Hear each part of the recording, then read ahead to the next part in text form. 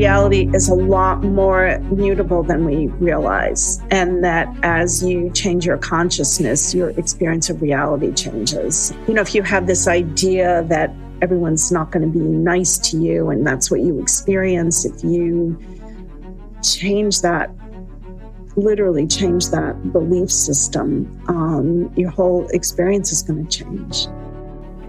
What if healing meant so much more than fixing what's broken?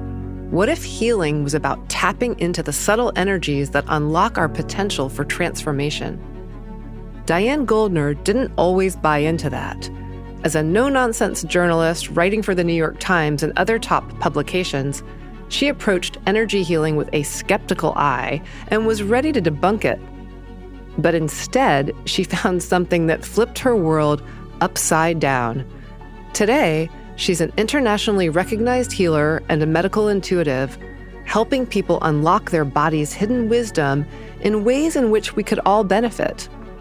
In this episode, we explore forces that shape our health and well-being, the surprising messages rooted in our pain, and the story of the ultimate skeptic becoming the believer. I'm Elizabeth Rovere, a clinical psychologist, yoga teacher, and Harvard Divinity School graduate. I'm fascinated by awe, wonder, and the ways they transform us. Welcome to Wonderstruck, where we dive into big ideas with seekers, experts, and visionaries across disciplines.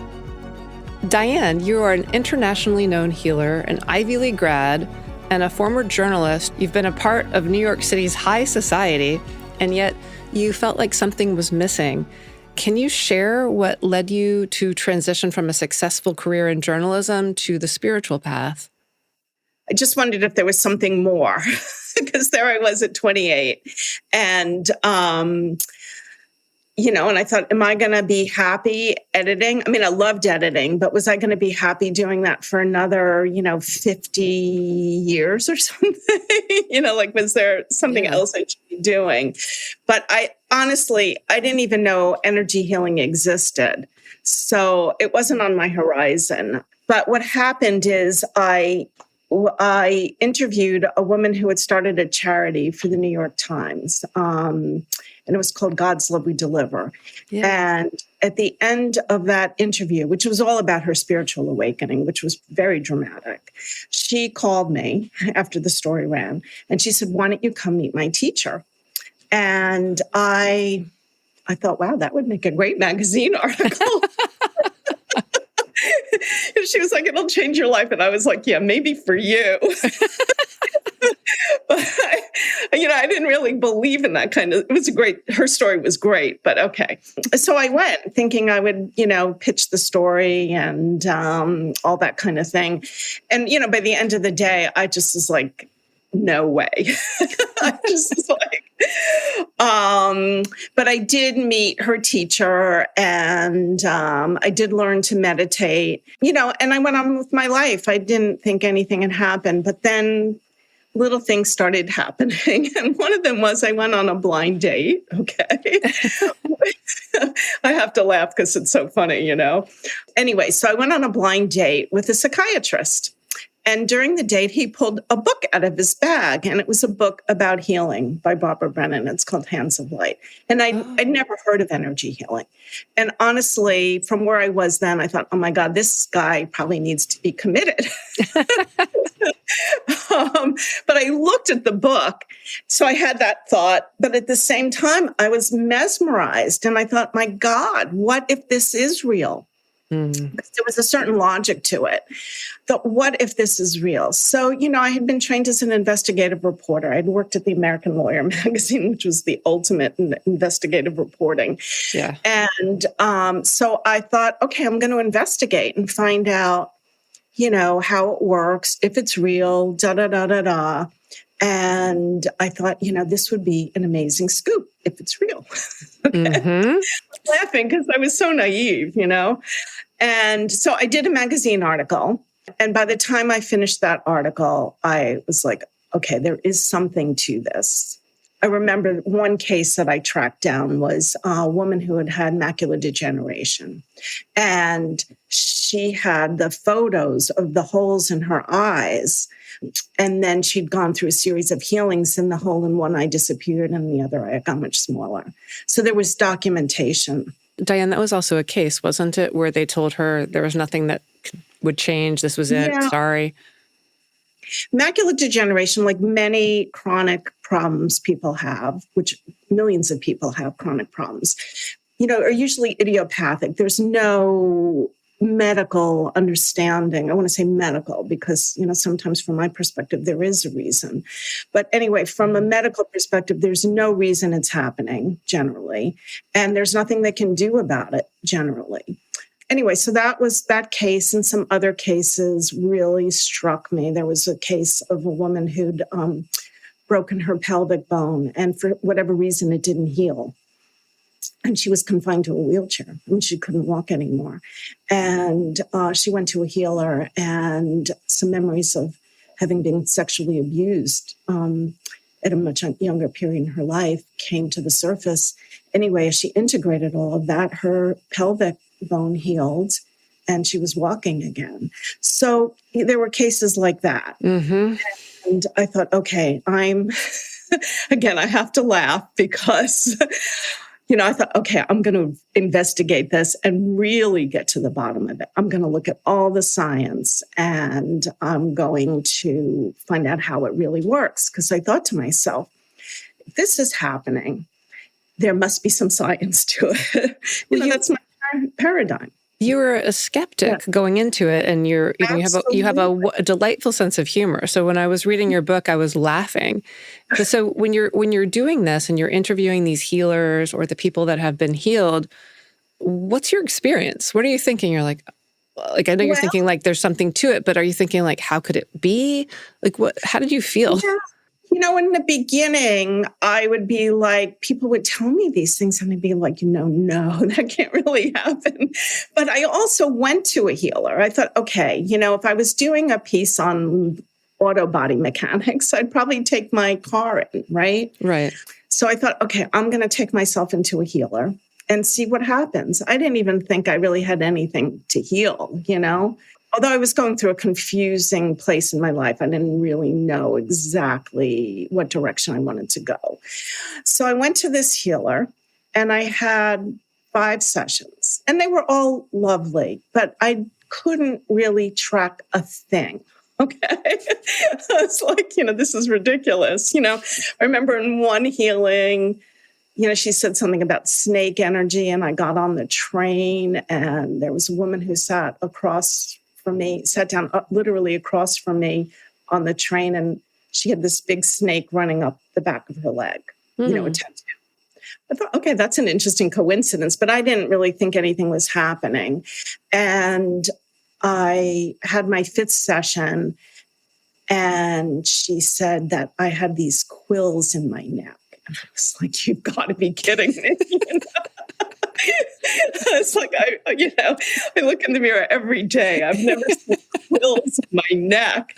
And she said, well, they're there because, they're barbs from when, men tried to stop you from speaking your truth. Okay. I was like, okay. And I almost left. And then I thought, let me just test this all the way. Let her do her healing. This is so far out. It's just ridiculous. What's going to come of this? And I was on the table and she got to my neck and the most annoying, I really wanted to kill her. The most annoying sensation as she was working around my neck. And then that passed and the healing ended. And when I left, I thought, okay, I am never coming back. Mm-hmm. And 10 days later, I was on a ski vacation with some family, and I got into a thing with a male member of my family. And I suddenly heard the way he was talking to me. It was terrible. It was so angry and aggressive. And I said, you can't talk to me that way. And this person didn't talk to me, I think, for a year, just because I said that. And I got on, the plane going home and, even 2 days after that. And I thought to myself, oh, that's the barb she removed. I just knew it. But it didn't even, when it was happening, it didn't even occur to me. So that was profound, because it was literally as if somebody had gone in and changed my programming. Interesting. I'd have been totally unaware of. I was suddenly aware of and able to deal with in a different way. Is it like when you were saying, so the barbs were like energetic? Obviously, you didn't have barbs sticking out of your mouth, out of your neck. And then the removal, it sort of let things flow energetically more smoothly? Well, I would put it a little differently than that. Yes, on one level, yes. But the other thing is that energy is consciousness. So when you change the energy, you're changing your consciousness. That's what really happened. Wow. My consciousness changed. I understood the world differently. You just started seeing things differently, which I think... I was different. I was no longer going to respond to that kind of language or it wasn't even the language. It was the anger. Right. Yeah. So I want us to come back more to your journey, because it's quite profound. And I love that you went from, as people will be listening, will be this incredible skeptic to, wow, like energy is consciousness and mind shifted. So what is energy healing? What is this energy? I know it's really difficult to encapsulate or explain, but maybe you could help us. Actually, I think I can. When I was investigating my book, which took about 5 years, okay, I was so confused. And I would ask people, what is, subtle energy? Because that's what they would call it. And everyone would give me a different answer. And so it was really, really confusing. It took me about 5 years to totally figure it out. But I can now say it so succinctly. So your subtle energy is actually everything about you that is not literally your physical body. It even includes the vitality of your physical body, right? We all know that sometimes we feel more energetic or less energetic. So it includes your emotions, your thoughts, your beliefs, your intentions, experiences that are stored in your energy field or your body, however you want to describe that. So it's everything about you. The shocking thing is that we don't think those things are tangible, right? I mean, it was Descartes that said, there was a complete separation between what you think and the physical world. I think it was Descartes, right? So the thing is that I can feel those different energies. I can feel what someone's feeling, or I can hear what they're thinking when I'm doing a healing. I don't walk around trying to do that. Right. So that's your subtle energy. I want to say that we all experience it consciously or not all the time. And I can give one of the healers I interviewed gave me this great example, and people could do this right now. It's so easy. You can close your eyes and imagine that you have gone into a bar and just feel what the energy would feel like to you. Maybe you can think of a bar you've actually been in. And then let that go and close your eyes and imagine walking into a church or some other, space of prayer, right? Or even a forest. Mm-hmm. What do you feel? Yeah, it's profound. I mean, thinking of a particular church that I've walked into, the huge arches, and my whole body just is like, relax, right? It relaxes in that context, right? And then a bar, when I think of one I've gone to, I feel like kind of up and kind of more excited and energized, but kind of frenetic. And maybe a little like you have to contain yourself because there's so much going on. Yeah. Yeah. So that's just a really simple example. So the subtle energy is real. Another really simple example is, if you've ever encountered somebody who's angry, you're walking through your day, you're not angry, and all of a sudden somebody calls you and is like screaming at you, you usually get angry, and it's a resonance, you're vibrating with their anger. That's subtle energy. No, you can feel it. Sometimes you can just walk. I mean, I think people do sometimes walk through a room. They're like, wow, there's a sense of real depression in that space, or, rage. Somebody's just sort of emitting rage. Do you see that? Yeah. And, people also, you meet somebody and you can just feel they're heavy or they're light or fun. You're reading their energy. You're reading the whole orchestra of their energies, right? I mean, subtle energy is so real and we're all experiencing it. It's not, some magical, it is magical, but it's not. Do you know what I'm saying? And then, but the trick is, like, as a healer, I'm able to transmute that energy, right? If somebody's got an energy that's making them sick and I can shift that, that's the ticket, right? And that, takes some training. So I can't help it, but the next question is, how do you actually do that? Yeah, that's a good question. Okay.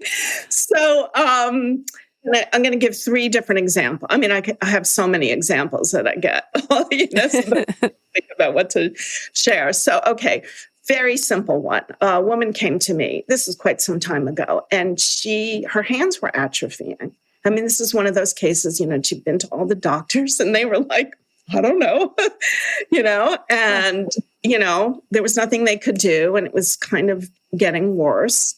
And she wanted to see if I could help her. Sometimes I ask some questions and sometimes I ask others. But in this case, I was kind of curious. Sometimes there's a precipitating event that actually causes a shift.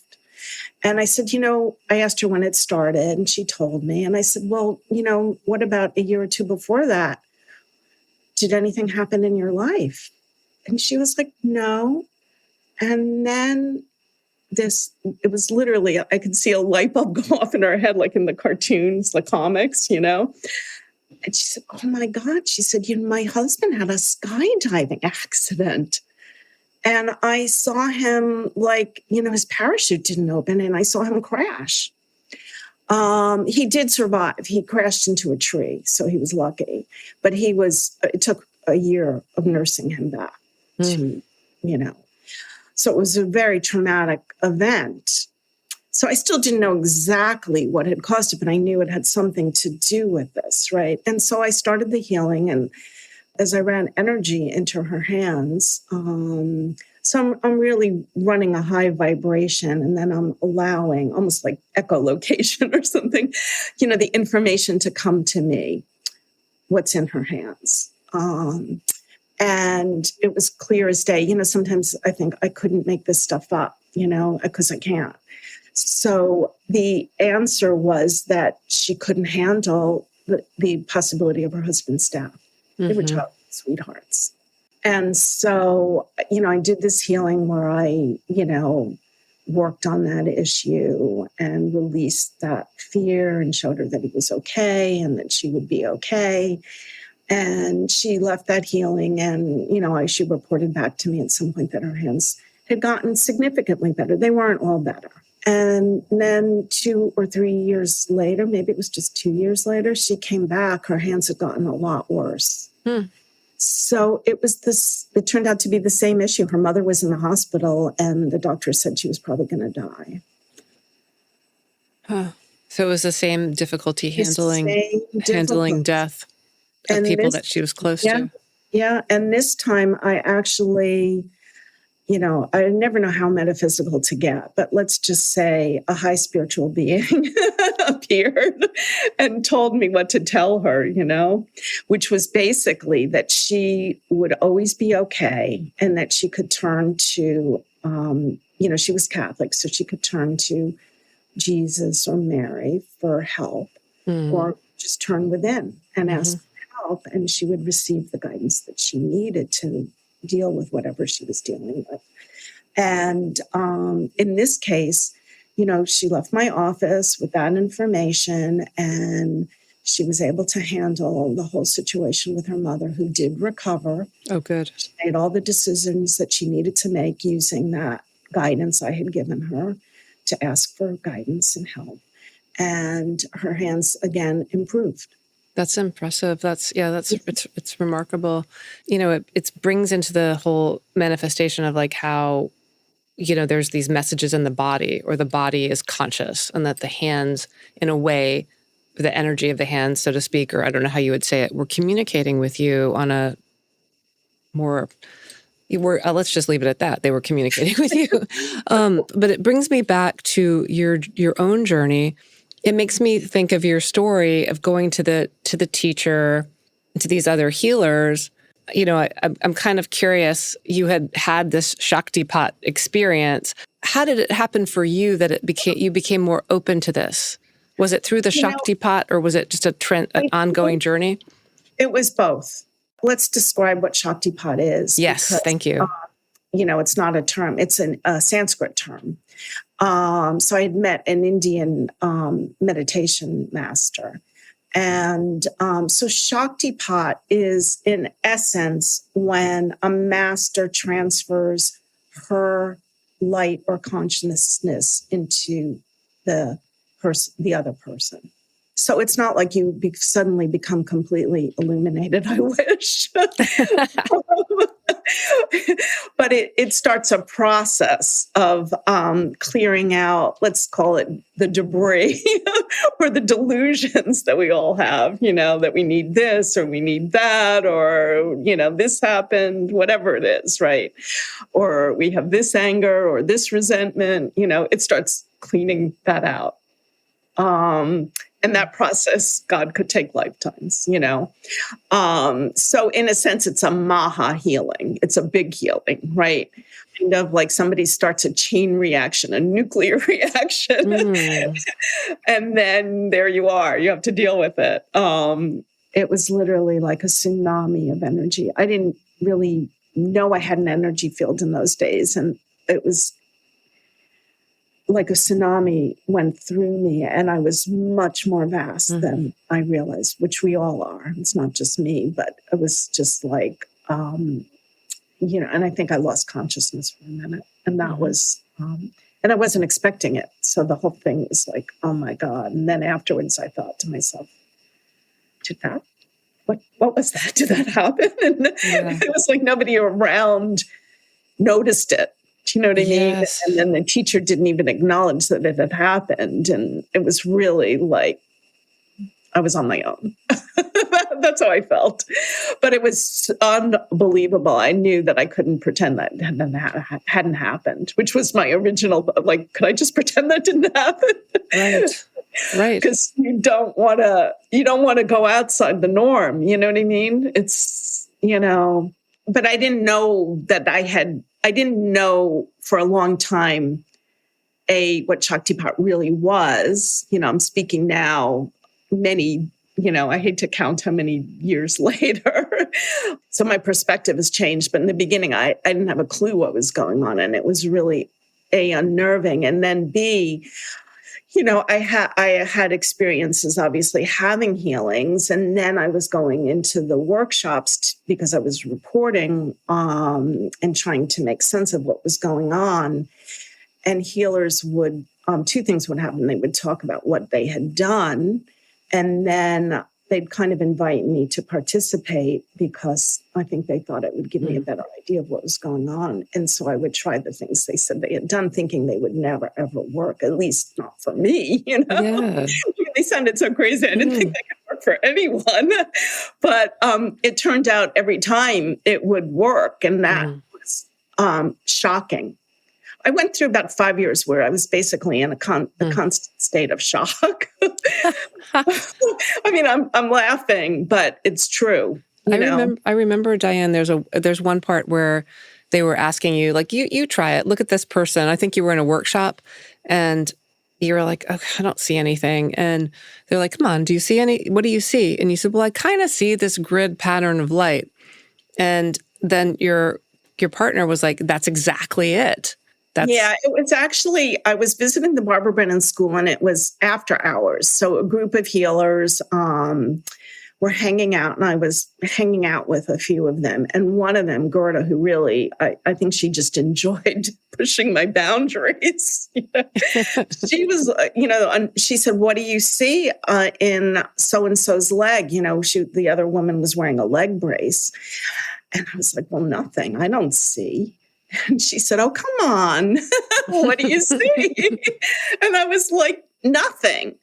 And she was like, "Come on." And so I was like, I looked again, and so I said what I saw, which I did see something, but I didn't think it was anything. I said, "Oh, it's gray."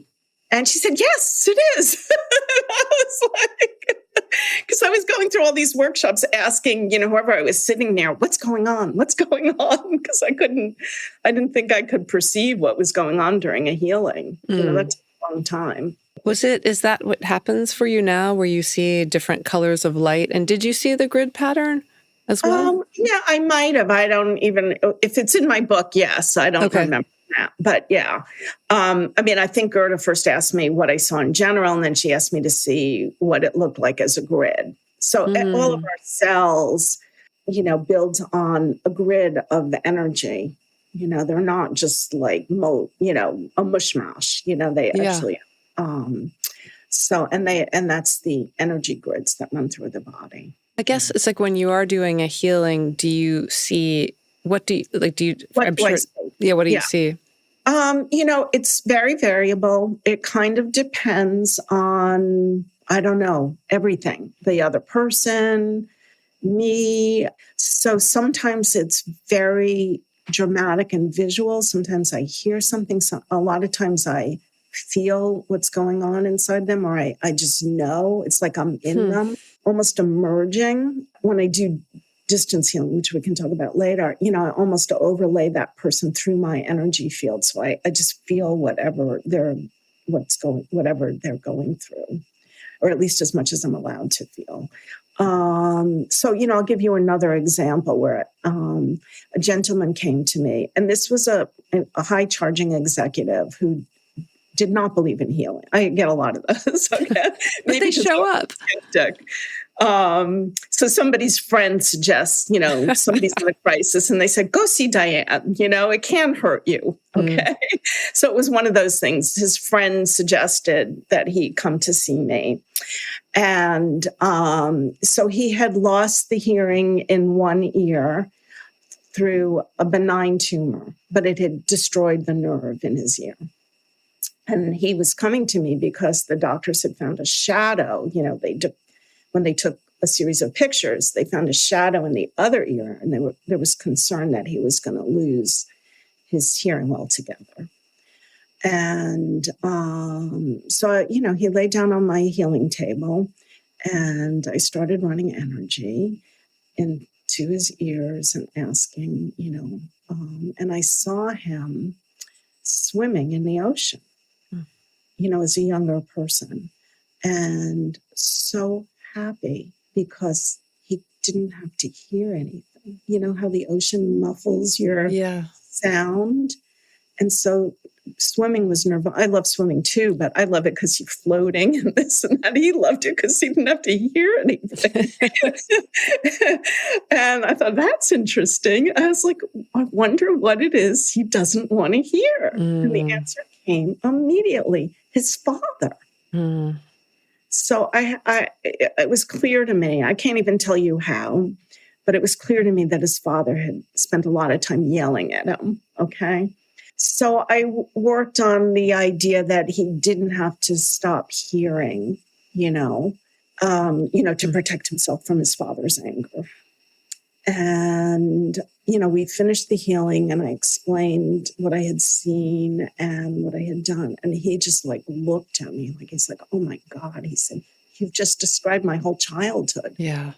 We did one or two more healings. It turned out, he was having a lot of people at work were yelling at him. Maybe he'd been yelling at people at work. It wasn't just in the past, right? It was an ongoing thing. And we did a lot of work and cleared a lot out in just one or two sessions, maybe three.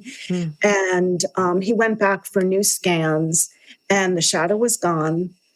And I ran into his wife, maybe it was 2 years after that. And she said that the nerve in the other ear, which had been completely destroyed, had started to grow back, and he had 1 or 2% hearing in that ear. Wow. Yeah. I don't, I can't track that. Well, it's so interesting because, I mean, I can't remember if I read this in your book or not, but if you had referenced it, but Bessel van der Kolk and The Body Keeps Score from Psychotherapeutic. I know of it. I don't know if I've read it. Yeah. Well, there's that track, and then there's also a man called John Sarno who did some of this work. But what's interesting about those two and the direction that they've went with these kinds of ways in which the body manifests the history or the trauma is that a lot of times people end up on a spiritual path because of the process of what unfolds, right? And it's almost like you're coming from it from like the spiritual practice and seeing into what's happening. And they're sort of coming from a slightly different place, but ending up in the spiritual place. And I think it's really a dimension that it's so important, which makes me think of why isn't this more, or maybe it is, maybe energy healing is becoming more and more popular. It's becoming more popular, but it's still, I mean, I come from a family of psychiatrists. Oh, you do? Yeah. My condolences. Psychoanalysts, to be exact. I mean, I think we just agree not to ever discuss what I do. So that no. we can get along as a family. Okay, because if I say anything, it's disturbing. Let's just say it's disturbing. So, which, that's just the way it is. So whatever. What I want to say is the most important thing is that this idea that there's a spiritual dimension and that belongs to God is something we've seen before. If anyone can recall, we had Galileo, who was not supposed to look up at the, the heavens because those belong to God. But nevertheless, he did. And he said, gosh, we revolve around the sun. We're not the center of the universe, and he was excommunicated for that because, he stepped into God's territory. So I think we're seeing a different aspect of that continuing. So this idea that there's a separation between what's spiritual and what's scientific is only because the boundaries of science haven't gotten here yet. Mm-hmm. And likewise, if you're spiritual, everything is spiritual. I'm not saying that the spiritual realm doesn't exist. I'm saying that it does exist, but it's not the airy-fairy thing people think it is. It's part of our universe, our world. It's part of the natural world. And a part of our human experience. And it's part of our human experience. And this idea that you can't explore it is, do you understand what I'm saying? I totally understand. I mean, I can tell you, I have so many different associations to what you're saying. And, William James talked about this in 1902. Like, human beings have the capacity for spiritual experience, and we do ourselves a disservice by not looking at it. It's human experience. And like you were saying, Gerda's saying like, well, what do you see? What do you see when you're looking at this person? And you're like, I don't know, like nothing, right? Because you disregard what you see until somebody says, well, why don't you think about the possibility of what you see, what you might see? Right. So our culture doesn't, like I grew up, I'm sure you did too. I'm sure almost everyone who's listening, grew up without, nobody ever talked to me about my intuition or that I should follow my intuition or that there was a part of me that was beyond my five senses or nothing. It's a terrible disservice. Diane, it's so funny because I was, reading about you and your books and writing questions. And I wrote the word down, something about intuition and insight. And I was like, insight? It's like we use that word all the time, right? And it actually means, what is your insight? We use it. It's like, that's a pretty big, do you even know what you're saying? From here. The thing is, I mean, Einstein is one of the biggest mystics we've ever had. Yes. Einstein, I mean, where did he get E equals MC squared? I mean, he received it. Yeah. He dreamed it. Yes. And Newton too. Yes. Another one of our great scientists. Yes. Gravity. And, I mean, he was a tremendous mystic. So this idea that science and mysticism aren't related is, I just want to say, a little cuckoo. It does seem cuckoo. It does seem like a strange blip in the history of the universe. It brings me back to you and your journey and you saying like, okay, what's the deal with this? I'm an Ivy League grad. I'm smart. I'm a journalist. I'm an investigative journalist. So not only did you go to like the Barbara Brennan School, which, by the way, she was a physicist originally. Yeah, and I didn't attend as a student. I attended as a journalist, just to be clear. Yeah, just a seeker in disguise as a journalist. Exactly. But you also didn't you take a class in physics as well at Hunter College? Yeah, because during my period of confusion, because there was this confusion where I just felt there was something more I should be doing. And this was after I had met the meditation teacher, that there was something more I should do. And so I woke up one morning and I thought, I'm going to just take some of those pre-med classes that I never thought I could pass, like chemistry and physics. And so I got there just in time for a late registration and I signed up. So the interesting thing was that my physics professor turned out to be a mystic. Yeah. What's up with that? So, like when you're supposed to go on a path, you do get guidance. And that, you know what I mean? I didn't know what was going on, but there it was. So, we were in a class and he was talking about resonance. And he said, they had built a bridge in Washington State. And the engineers had made a mistake where all of the pieces of the bridge kind of were at the same frequency. I don't even know how that happens, that they know what the frequencies are, but apparently they do. And one day the wind hit that particular frequency and the bridge collapsed you can see this. It's I forget what the link is, but you can look it up. I think it was in Tacoma. And you can see the bridge collapse. They have video of it. Oh, wow. And it just like matchsticks. It just dissolved. Wow. Because, and that's how powerful these frequencies are. So that's like pure engineering. That's pure engineering. Anyway, so the professor said, everyone has a frequency. Even you. I was like, no, you've got to be kidding.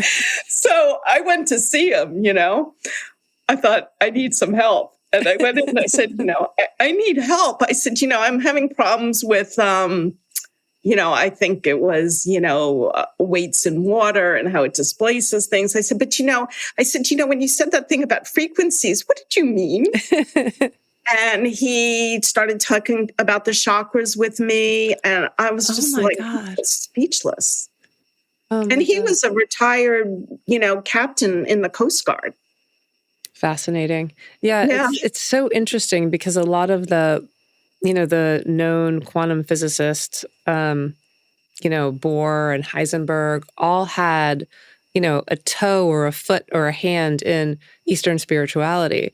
And we're very fascinated by, the unified field and oneness, and they're very influenced by it. I also think I just wanted to underscore one point you made about quantum physics. It's like, it is a evolving theory. It's not like it's finished or that, now we know everything because of quantum physics. I mean, it continues to develop. Yes, we're in the early stages of understanding quantum physics. We're still living in a Newtonian world. Yeah. Our medicine is Newtonian. Yeah. If our medicine was more quantum, wouldn't that be more energy healing? I mean, that's right. Maybe that sounds naive. I mean, maybe a physicist would tell me I'm naive. I don't know. But no, I mean, when I did my research, my scientific research, there were studies of, breast cancer, and you could see the frequencies before there was breast cancer, What? Yeah. I don't remember the details, but it was like shocking to me. This is a research study? Yeah. Yeah. Was it through thermography or was it something else? I think I have a picture in my first book. Okay. Okay. So one of the people I interviewed, Robert John, who was the head of the Princeton School of Engineering and Applied Science. And so he was a brilliant mechanical engineer and physicist. And he'd written a book on magnetojet propulsion. He'd written the textbook on magnetojet propulsion and, done stuff for NASA and all this other stuff. And one of his graduate students came to him and wanted to do some kind of study on the interaction between the mind and matter. And, he just knew that she would fail, but felt that it was important for her to explore and do the research and, see for herself, that's part of, becoming a scientist. And so he let her proceed. And when he saw the results, he said he just, his whole world turned upside down. Uh-huh. And he started something called the Princeton Engineering and Applied Research Lab. They called it PAIR for short. Wow. And they studied the interaction of the mind and the physical through random event generator. It's sort of like a coin flip, but it would be a computer. And so the computer would be random, churning out random numbers. Mm-hmm. It could be below 0 or above 0, or the baseline, of course, would be 0 or 1. Right. Okay. And so they would have people sit in front of these machines and try to either get it to go up or down or be the baseline. And what they discovered was that it was subtle, but over numbers and numbers of, tests, it was dramatic. The effect of a person on the physical, their mind or their intention was huge. And the chance that it was chance was like 1 in, I don't know, like really high. Yeah. It's in my first book, but I don't remember the details. But it was like, oh my God. Mm. And even the baseline, when people were intending to just have a baseline, it would be too perfectly close to the baseline to be normal. But the really profound thing they discovered is that the people who had the biggest impact were the people who felt like they had merged with the machine, fallen in love with it. They were having a sense of union. Interesting. Which is what you have when you're a healer. Yeah. When you're working with somebody, you have union, and that's where the healing is. I could go on about that study because for me it was revelatory and confirming and amazing. Well, and that Princeton was doing this study.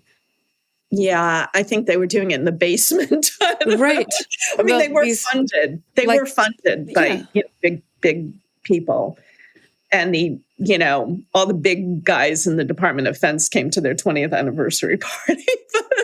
I think he lost a lot of his colleagues at NASA over it. Oh, wow. He felt it was really a scientific issue that we would need to be able to shield our, nuclear facilities, psychically shield them from psychic influence. Oh, wow. He felt that. Military issue. This was not just like an abstract thing. There were military issues connected to this. Interesting. And he was connected to the Department of Defense. Yeah, it seems like, not to go conspiratorial, but it does seem that the government and the Department of Defense are always very interested. You come to find out about these things, it's like, and then they surface like 20 to 50 years or so later or more.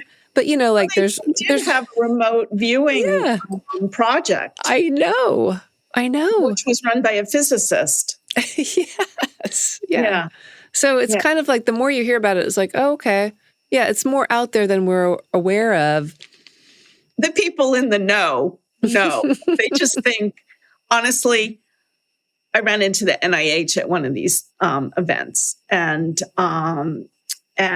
I had tried to interview him during my first book because he had referred a senator's 3-year-old daughter to a healer, and he wouldn't give me an interview.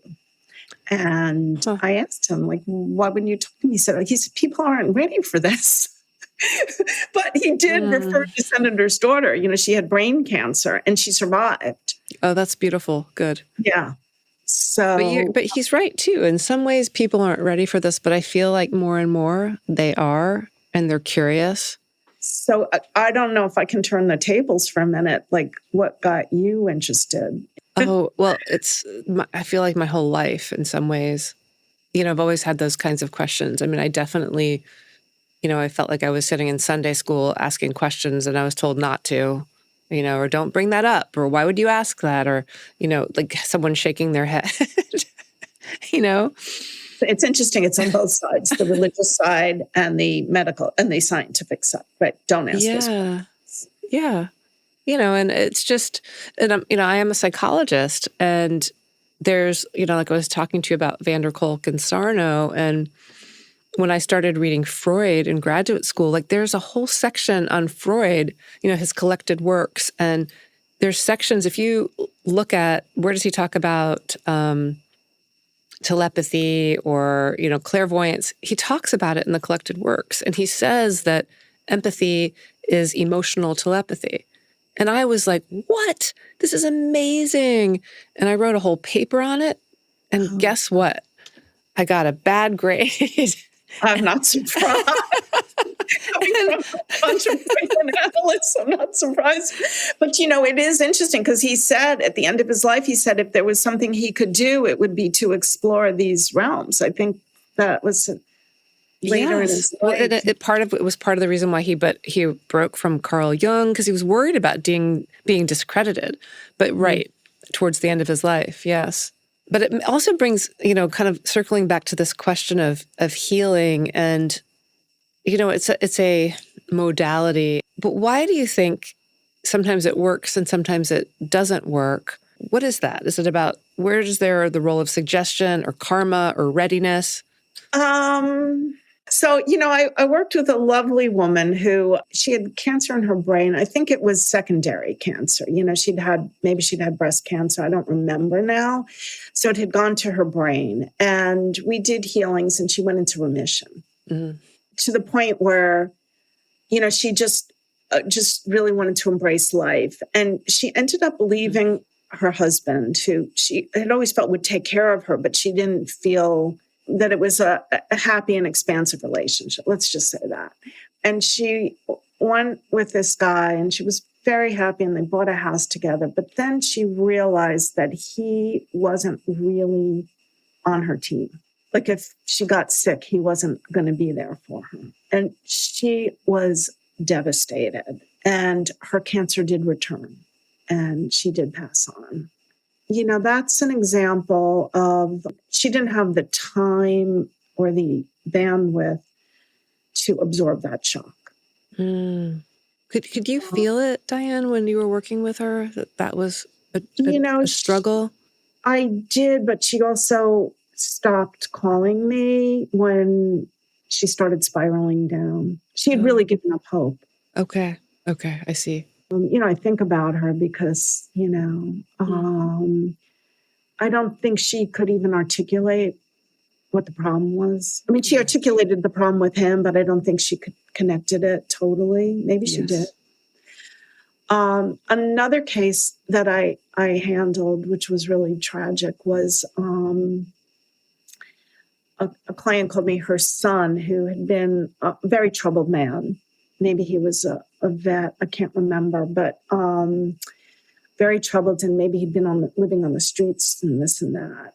Anyway, he got hit by a car, and there was a question of whether he was going to lose his leg or not. And I worked on it so intensely, and I had, you know, I teach long distance healing. I had my groups work on it, on him.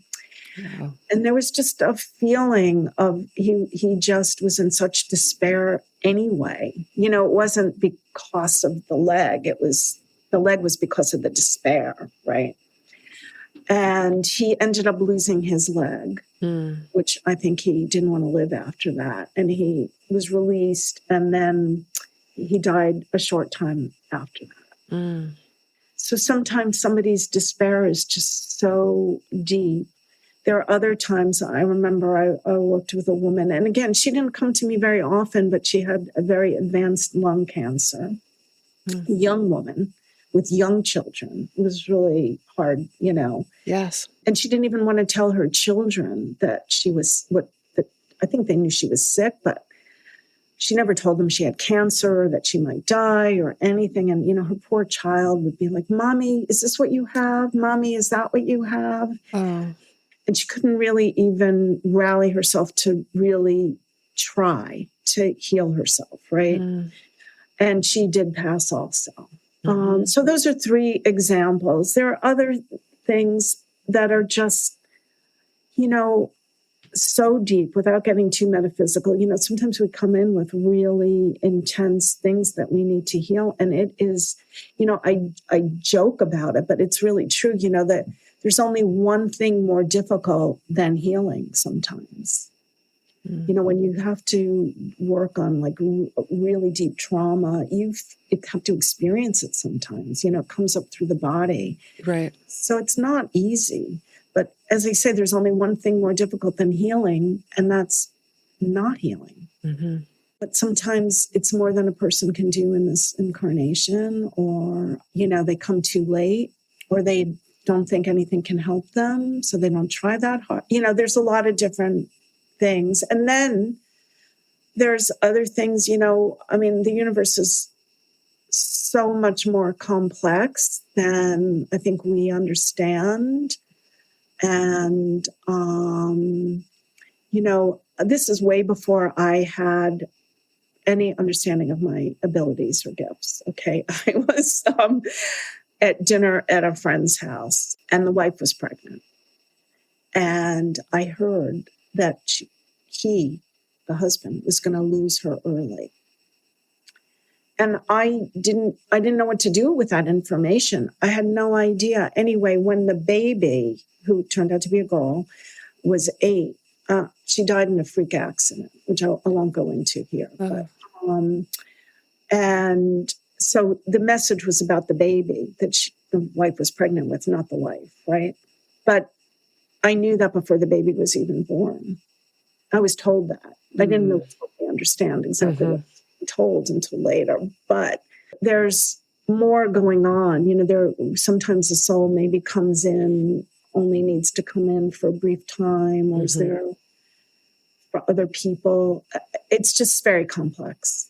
Yeah, it's not something that we can actually fully understand. For example, like if you're hearing that at a dinner, like what would you? There's nothing you can do with it. There's nothing I can do with it. And at that time, I didn't even know, you know what I mean? It was going back to that thing where nobody talks to you about what's, you know what I mean? Yeah. I didn't have anyone to I learned my math, my science, my English, but nobody ever said, Diane, you're intuitive. It's right. a gift. But you were. I mean, you were, and then it became enhanced.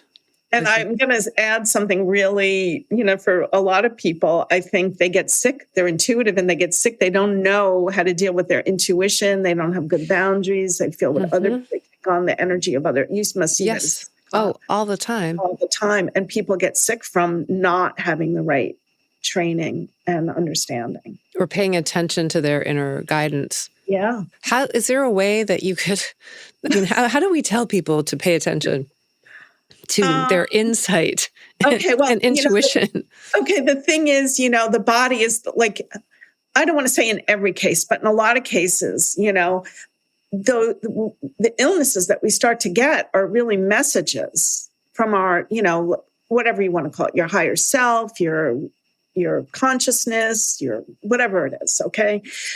And if you don't pay attention, it usually the message gets louder, meaning the problems get worse. So if you do have something in your body, it's better to pay attention to it and ask yourself, what could this mean? Why am I feeling this way? What story is it telling? Yeah, I worked with a woman who had an autoimmune disease. And as we worked together, she became aware that she would have a flare-up when her husband was being especially abusive. There you go. I'm laughing, not, in total, like, it's just like so painful. Okay. That it's easier to laugh than. Right. No, I understand. Yeah. Okay. So she eventually came to the conclusion that she should end her marriage, which I think was the best thing for her. And that's what she did. And I do think she got better after that, to the point where, she wasn't calling me for healings.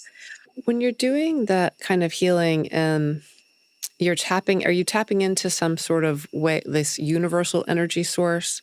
And when you're so how do you do it so that you don't get depleted? And then do you have to protect yourself in any way? Those are fantastic questions, which there's never, some questions are infinite. You know what I mean? Yes. They go on your whole life.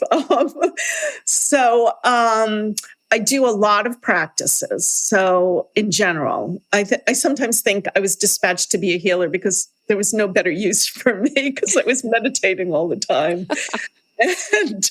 And I do, some Vedic prayers and Jewish prayers. So I think that's protective. I always, whether I see spirit guides in a particular hearing or not, I do always call in spiritual support. I don't ever feel like I'm doing a healing completely alone. But the other thing is that, and I teach this to my students, you're not really giving your energy away. Some people think, they're going to send light, they're going to do this, they're going to do that. What really happens in a healing, at least the way I practice healing and the way I think healing should be practiced, okay, is I go into what I'd call a higher state. My mind is very quiet. So I'm inviting somebody to join me in that higher state. And in that higher state, whatever the pain is, or the contraction, or, lack of boundary, that is when we can repair it, let it go. They come into a better vibration. Mm-hmm. Kind of like going back to what we were talking about, that frequency, like the tuning fork, where you're the tuning fork. It's through resonance. So a lot of times I'll be holding, I'll give you a really amazing, this is one of the most amazing cases I feel like I ever did. I got a phone call from a friend that a neighbor's boy had fallen off a third-story roof. They didn't know if he was going to make it. And could I do anything? And he was in a really precarious state. This is a very good example of one kind of resonance. So when I started the healing, I realized he was in a total, not surprisingly, right? Total state of panic. Like unbelievable.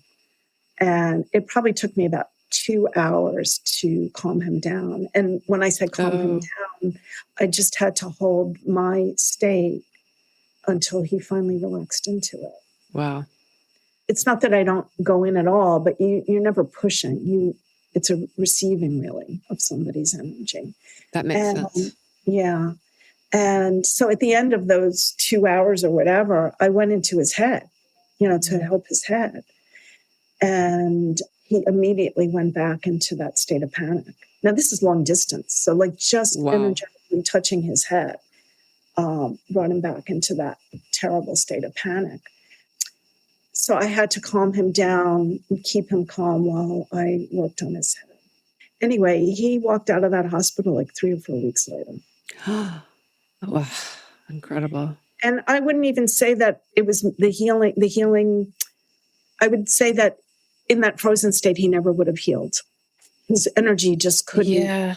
But all I had to, I did work on his head, and I think I did a second healing and maybe a third, but the most important thing I did was release that panic and let his energy flow so that he could heal. Yeah. We know that. Like, we know that state of like incredible sense of anxiety or stress-based fear. You can't heal. You can't think People don't die because they're lost in the forest. They die because they're too anxious when they're lost in the forest. Yeah. When you're doing that healing, are you drawing from a universal source? Here's how I'm going to answer that. I think I'm connecting to the universal source. Okay. I am the universal source. You're in a high frequency that matches the universal source. So you're in it. Or very close to it. I don't want to overstate myself, Right. Is your subtle body connecting to his subtle body, or is it just more abstract? Okay. So no, it's okay. So this is not a crystal glass, but have you ever been at a nice, nicely set table with crystal glasses? And as a child, did you ever run, like your finger over the rim, and then the glass next to it, or all the glasses start making the same sound? Yes. Okay. That's what's happening. Okay. So a lot of people misunderstand. They think they're running their energy into somebody. And it's not like my energy never runs into somebody, but really you're holding a state and bringing someone into it, like the glasses. Yeah, that's a fabulous example. It's really helpful. Yeah. Okay. But it's still... Yeah, no, but still... Your questions are amazing. Can you help me understand? Yeah. So where do the chakras or the auras fit into that? Okay. All great questions. So and I, of course, didn't know if chakras were real, I really was like the ultimate skeptic, I was like, yeah, okay. And so I'm just going to share a little example, okay? And then I'll try to answer your question. So when I was first visiting the Barbara Brennan School of Healing, they were doing a healing. And so there were like 100 people there and students, and they were all running their energy centers. And I was like, I was like, really? Because you can't see it. I couldn't feel it. Okay. Right. Go through the first, the second, the third, the fourth, and the fifth one is your throat. And they went to the fifth chakra, and I nearly choked to death. I literally felt like I couldn't breathe. Oh, wow.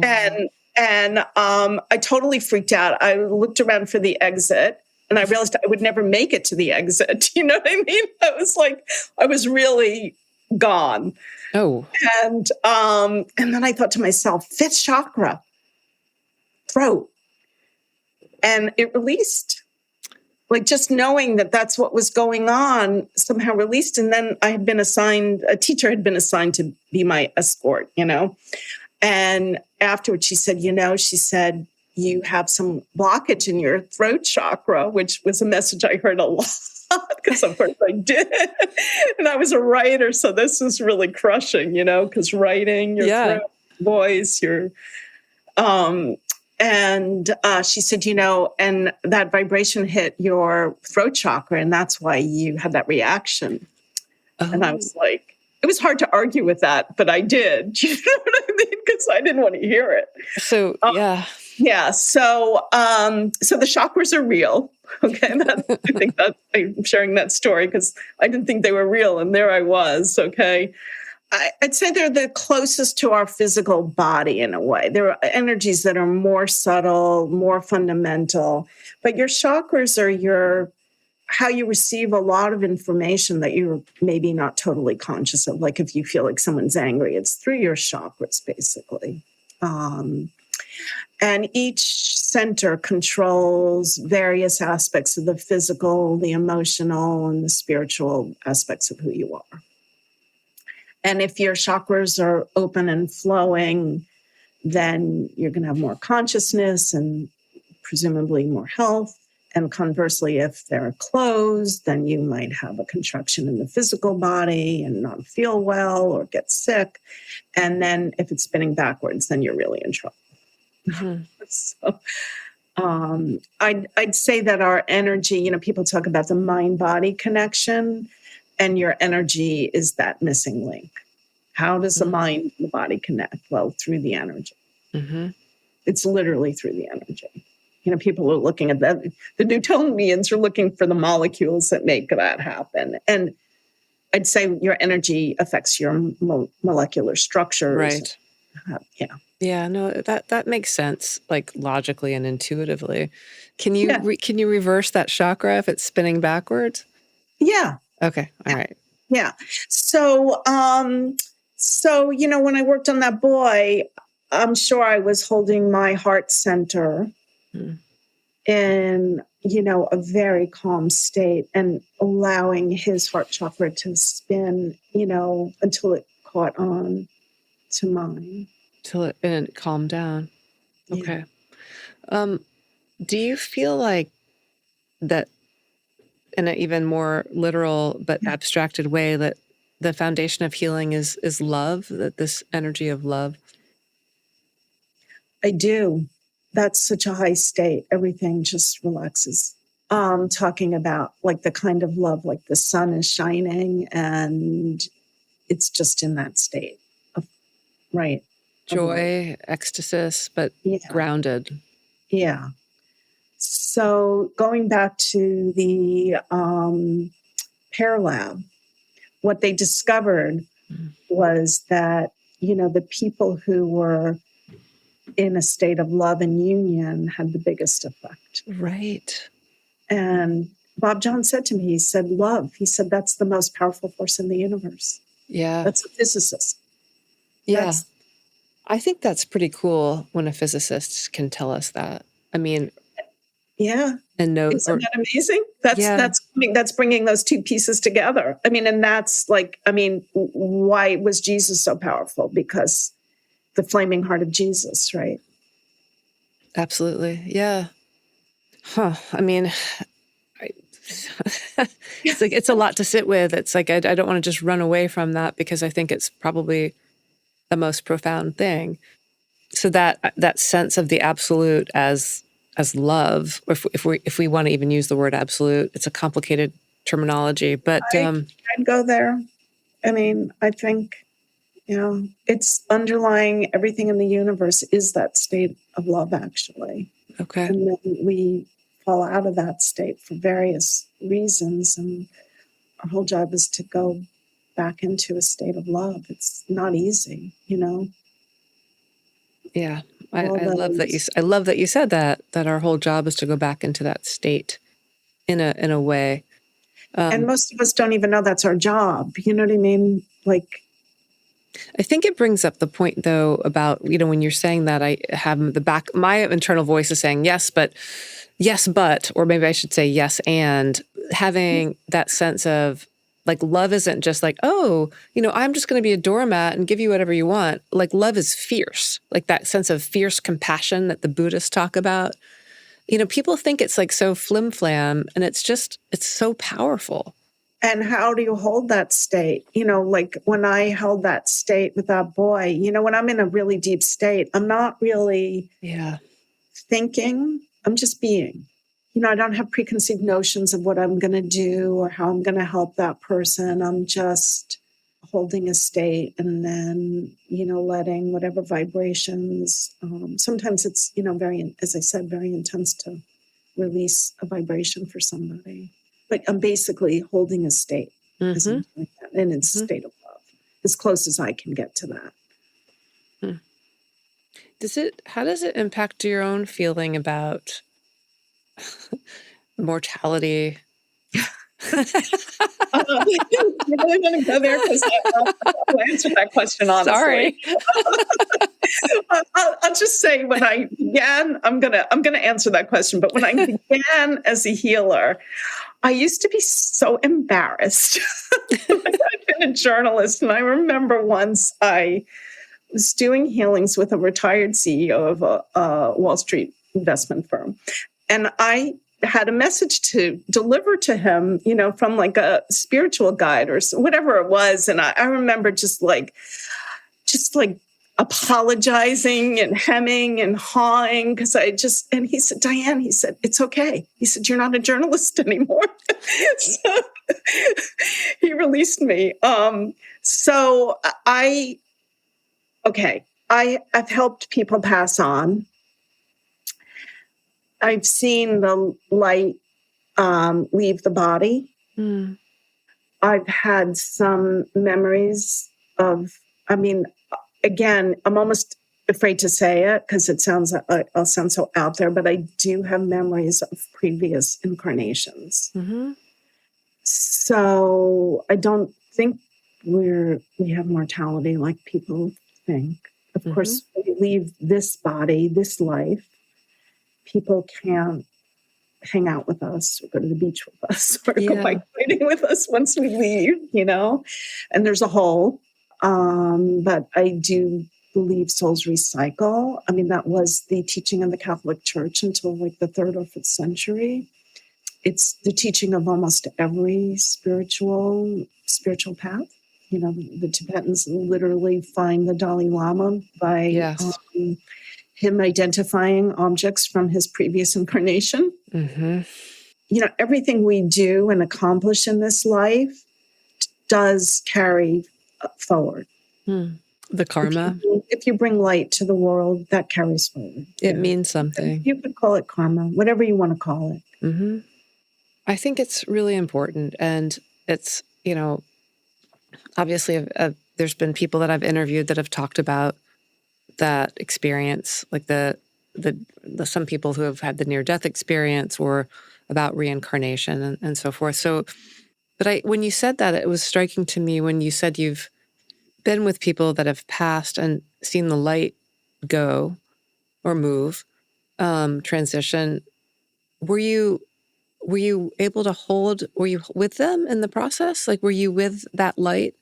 I was with that light on the higher dimensions because it was long distance. I've done it a few times. So in one case, a friend asked me to work as one of his parents was passing, and he had a group of healers that he had invited, and there was a reason I couldn't do it at that time. And he said, that's okay. He said, there's no time in this space. So I joined as soon as I could. And when I got into the healing, everyone was there in a circle already. And I joined that circle. And then the person who was departing, I literally saw that light move up.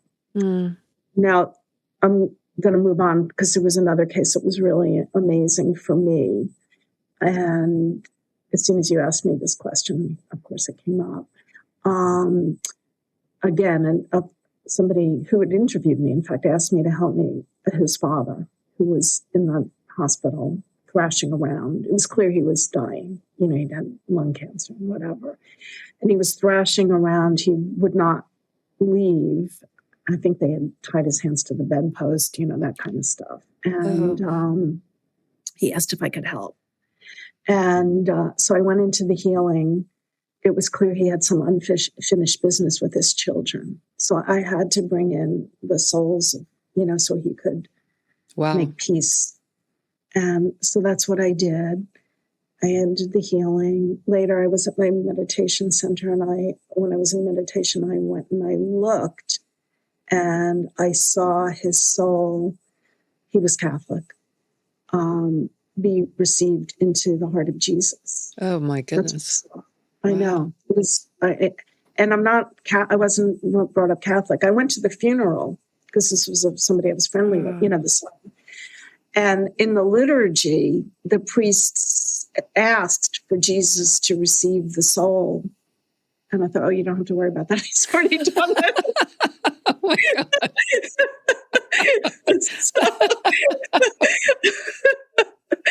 But I didn't know that was part of the... You can't make it up. You can't make it up. And I, especially I didn't know that that's, you know what I mean? That was part of the liturgy, yeah. Yeah. Oh my God, that's phenomenal. Yeah. That's pretty amazing. Oh my gosh. Wow. It was incredible. It is. For me, it was incredible for me. Yes. To be able to see that. It's a huge blessing. It's not something I take for granted. It's quite remarkable. And, it's just, I just think it's such a wonderful story of where you started and then where you came to and where you're going. Who knows? It's just in this process. It's a remarkable, incredible story. I have to ask you, because when I was reading your book, you talked about some of these interesting and unusual and remarkable people that you met along the way. And one of them was Mother Mara. Mother Mara, yeah. And I was really struck by you seeing her and your experience there. And also some of the things that you said were really funny. You said in your book, you're like, okay, I don't have to believe she's like this divine person. I'm just going as a journalist. I'm just interviewing her. That's where I was at the time, you know. Yeah. One of the first healings I had with my first person I went to for healings, she said 3 goddesses had come to see me in the healing. And I just thought, wow, this woman is so poetic, but I mean, come on. Like, why would goddesses come to see me, And one of them, she said, I've never heard of this person. It was either Mother Mira or the woman who foretold, I have to look back in my own notes, foretold of the coming of Mother Mira. So that was one of those healings I didn't think had amounted to anything, but it did lead me to go see Mother Mira. So it was a very profound healing, right? I just wanted to bring those pieces together. Yeah, so that was very early in my whole transition or path. And I did go thinking, why am I going?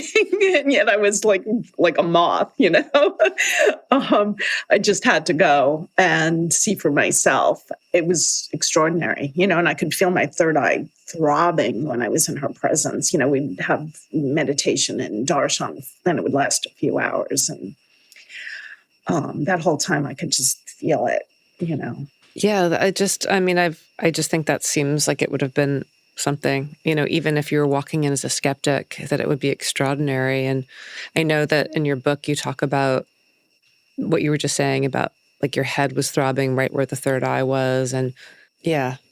And it was from seeing Mother Mira. Yeah, it's profound. I mean, that's just it's really striking. Diane, the big question is, what does all of this say or mean about the nature of reality? Fantastic question. So I think how I would answer that is that reality is a lot more mutable than we realize. And that as you change your consciousness, your experience of reality changes. And it is kind of amazing and dramatic sometimes. So, if you have this idea that everyone's not going to be nice to you and that's what you experience, if you literally change that belief system, your whole experience is going to change. That's just an example. That's beautiful. I just have to share this with you because it came into my mind when you said that. There's a Buddhist monk called Shantideva, and do you know him? He said, so you can either try to cover the entire world with leather, or you can just make yourself a pair of sandals. It's that shift, and that's more subtle in a way, but it's a similar trajectory, I think. Yeah, it's constantly shocking to me. So, I mean, even things like, I really work mostly on health and emotional issues, but everything is made out of energy. So when people have financial issues, I mean, I can do a healing, and I've done healings on things like that. And as soon as that belief is changed or that anger is removed, the financial picture changes. Absolutely. So it's everything. So interesting. I don't know if it's related or not, but I heard you talk about at one point that there's like an energy grid or a matrix or Indra's web, or it's like Spider-Man. And I was wondering if you could explain what you're talking about. So as I said, all our cells are built on an energy grid. And so that runs throughout the body. And I would just say that when somebody goes through surgery, those energy lines are cut as well as the physical. And that, when I do a healing, that gets repaired. And that helps the body. Fascinating. Yeah. I have the question for you. I'm just curious. So when you see light or you see energy, Does it have a pattern, kind of like how a snowflake has a pattern, or like a beautiful kind of lattice or lace looking? No, not Okay. like that. It's, I would say intensities of light. Okay. Like you could have like everything turn into light, or just, sometimes it'll be, the physical and the metaphysical will meet. I'll be doing a healing and something will shift. And at that moment, the sun will burst into the room, that kind of thing. And I know it's not an accident, but it's just, anyone can see light. You'll think you're imagining it, but if you close your eyes and you ask, for everything to be illuminated, you'll see every light, your whole inner landscape will turn into light. It's pretty exciting, actually. It's like you're opening, it's like you're just making the request and opening the door, saying that it's possible to your own sense of consciousness or sense of self into something, and it unfolds, it sounds like. Yeah. Well, it's there. It's there. It's there. It's there all the time. Yeah. It's there all the time. It's not like something we create. I think sometimes people think they're imagining it, but what is imagination? Sometimes it's seeing it's these other levels that you're able to perceive on. Exactly. That's a very good point about imagination. Einstein said something like that. It's more powerful than knowledge. Imagination is more powerful than knowledge. Beautiful. Well, thank you, Diane. Thank you so much for talking to us today. This has been wonderful and a pleasure to talk to you and hang out. Thank you so much. Thank you. I hope this conversation made you question what constitutes healing, even in just the smallest way. Diane Goldner's journey from skeptic to healer is proof that when we stay open, life has a way of surprising us. A huge thank you to Diane for sharing her wisdom, and to you for listening. If you enjoyed this episode, pass it along to a friend, leave a review, or drop a comment. We love hearing your thoughts. Follow us at Wonderstruck Pod on Instagram, subscribe on YouTube and your favorite podcast app, and visit wonderstruck.org for more on our guests and upcoming events. Wonderstruck is produced by Striking Wonder Productions with the incredible teams at Bailey Newman and Creator Aligned Projects.